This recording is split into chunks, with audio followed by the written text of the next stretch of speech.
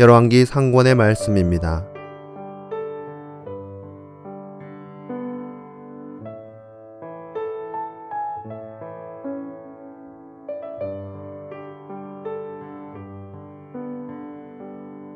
솔로몬 임금은 파라오의 딸뿐 아니라 모압 여자와 암몬 여자, 에돔 여자와 시돈 여자, 그리고 히타이트 여자 등 많은 외국 여자를 사랑하였다.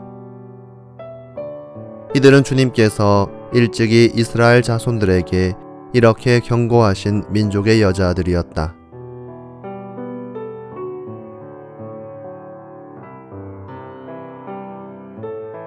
너희는 그들과 관계를 맺지 말고 그들도 너희와 관계를 맺지 못하게 하여라.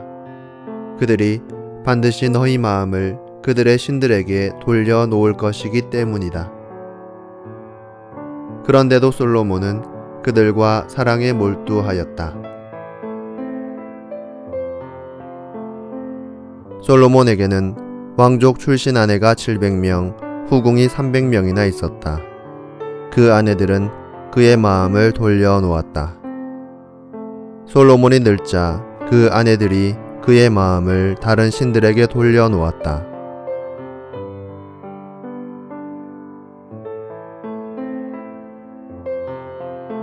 그의 마음은 아버지 다윗의 마음만큼 주 그의 하느님께 한결 같지는 못하였다.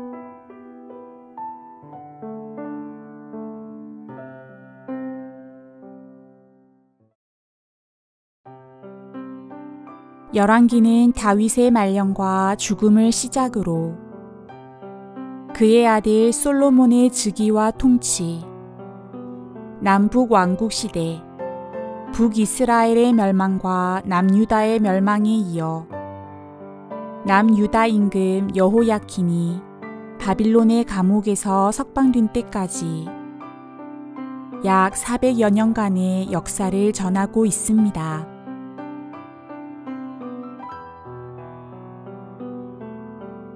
열왕기는 그 제목처럼 왕들의 이야기로 다윗이 이룩한 통일 왕국이 솔로몬에게 계승된 이후 이 왕국을 다스리게 된 임금들이 누구였으며 그들은 어떻게 나라를 다스렸고 그들의 다스림이 이스라엘의 평화와 번영에 어떤 영향을 미치게 되었는지 설명합니다.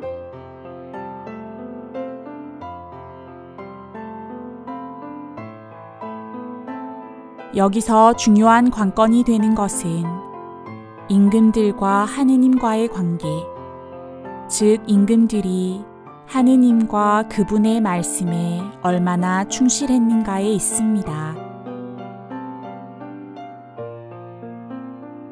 이러한 열왕기에서 우리는 다윗의 마음과는 달리 와 같은 표현들을 종종 접하게 됩니다.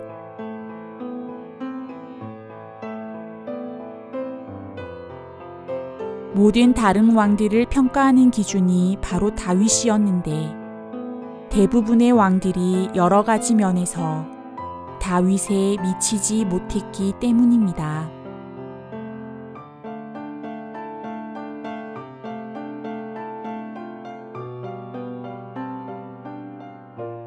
그 첫 번째가 솔로몬입니다.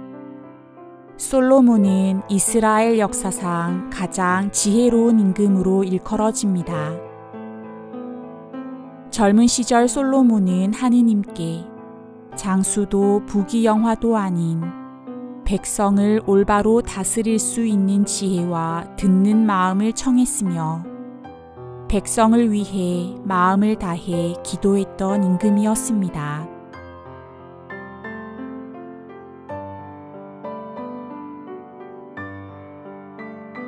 또한 솔로몬은 강력한 왕권으로 중앙 집권 국가를 이루어내며 이스라엘의 정치적 안정과 경제적 부를 가져온 임금이었습니다.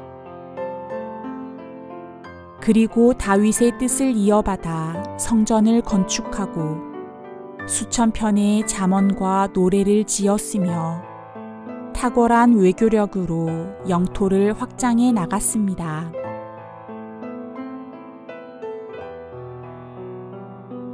열왕기는 솔로몬 임금은 부와 지혜에서 세상의 어느 임금보다 뛰어났다. 하지만 그의 마음은 아버지 다윗의 마음만큼 주 그의 하느님께 한결같지는 못하였다. 라고 전하고 있습니다.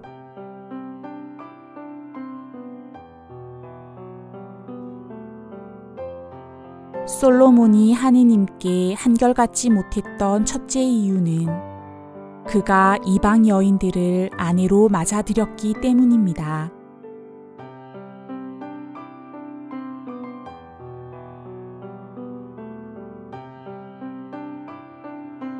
이스라엘이 가나안에 들어가면서부터 그 땅의 주민들과 혼인관계를 맺는 것은 금지되어 있었습니다. 이는 이스라엘이 그들을 따라 다른 나라 신들을 섬기게 될 위험 때문이었습니다.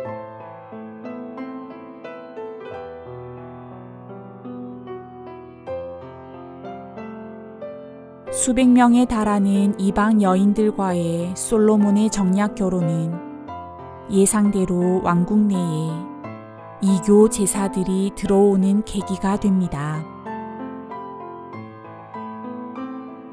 이렇듯 솔로몬은 한 분이신 하느님을 사랑하지 못했습니다.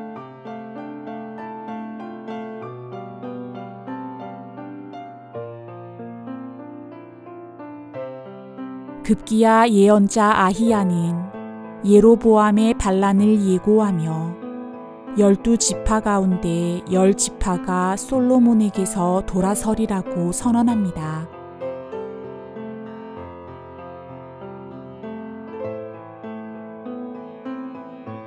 하느님께 오직 백성을 위한 지혜만을 청하며 겸허히 기도했던 이스라엘의 임금.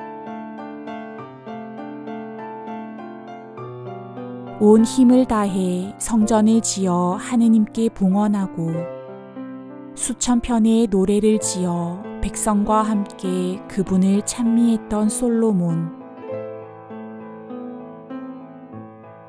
말년에 이르러서야 솔로몬은 비로소 인생의 허무함을 깨닫고 하느님께 신뢰를 고백하는데 온 마음을 기울입니다.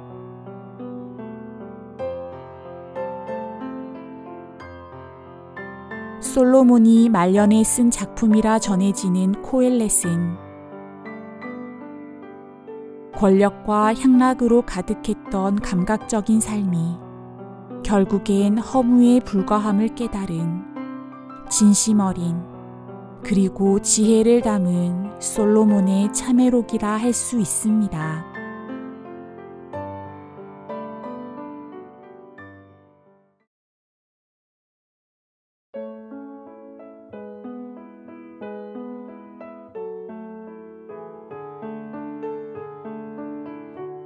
그의 마음은 아버지 다윗의 마음만큼 주 그의 하느님께 한결같지는 못하였다.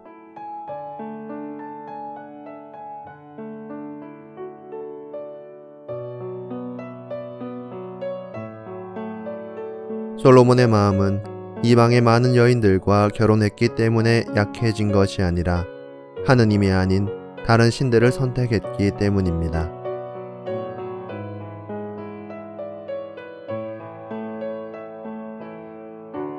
솔로몬의 마음은 다른 신들을 섬기면서 점차 하느님으로부터 멀어져 갔습니다.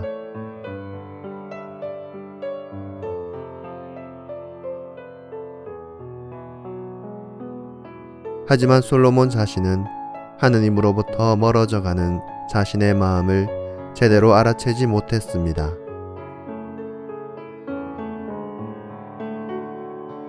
여기에는 마음의 약화의 문제가 있습니다.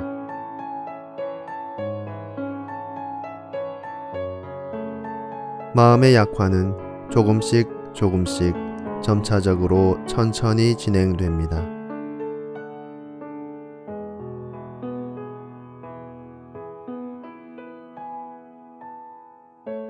솔로몬은 자신의 영광과 명성 속에 안주하면서 마음의 약화의 길을 걷기 시작했습니다. 마음이 약해졌기에 아주 조금씩 서서히 부패해 갔습니다. 이는 우리의 삶에도 일어납니다.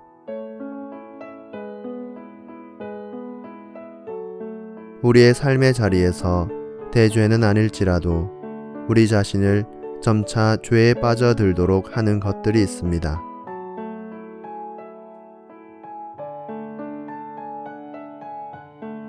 우리가 눈치채지 못하는 사이에 죄에 서서히 빠져들게 됩니다. 솔로몬의 아내들은 다른 민족 출신이었고 다른 신들을 섬겼습니다. 우리도 종종 주님을 잊고 다른 신들, 곧 돈과 허영과 자만과 타협하곤 합니다. 이는 마치 하느님께 대한 충실성을 잊어버리고 마취 상태에 빠지는 것과 같습니다. 일상 안에서 큰 죄를 짓지는 않더라도 세속적인 것으로 우리의 마음이 미끄러진다면 이는 우리가 경계해야 할 중대한 위험입니다. 이것이 오늘날 우리가 만나게 되는 우상들입니다. 세속화의 죄, 이는 복음의 순수함을 잃어버리는 것입니다. 우리에게 생명을 주신 하느님 사랑의 순수함을 잃어버리는 것입니다.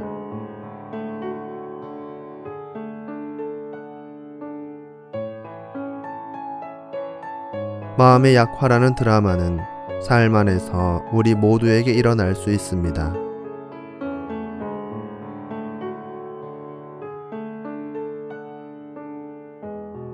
그렇다면 우리는 어떻게 해야 할까요? 우리는 자신의 마음을 살피고 또 살피며 깨어 있어야 합니다.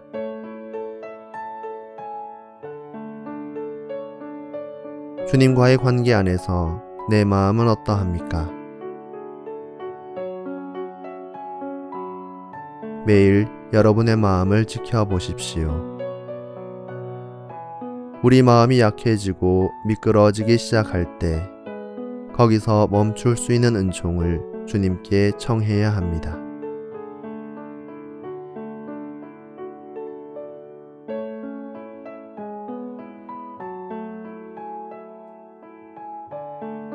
나의 마음은 하느님께 한결같습니까?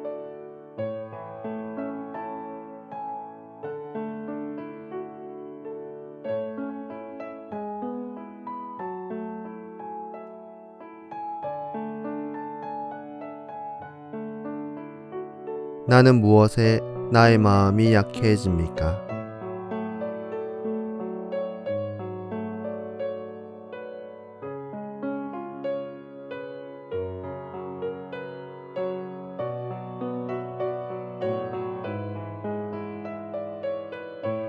그러한 마음의 약화는 나를 어디에서 또 무엇에서 미끄러지게 합니까?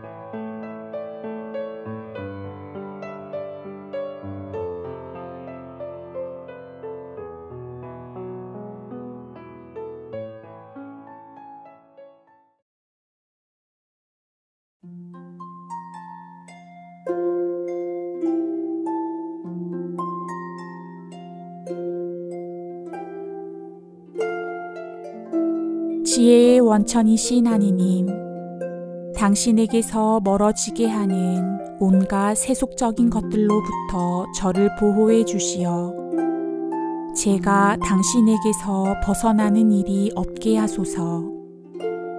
또한 언제나 참 가치에 저의 마음을 두게 하시어 제가 당신을 더욱 진실된 마음으로 찾게 해 주소서.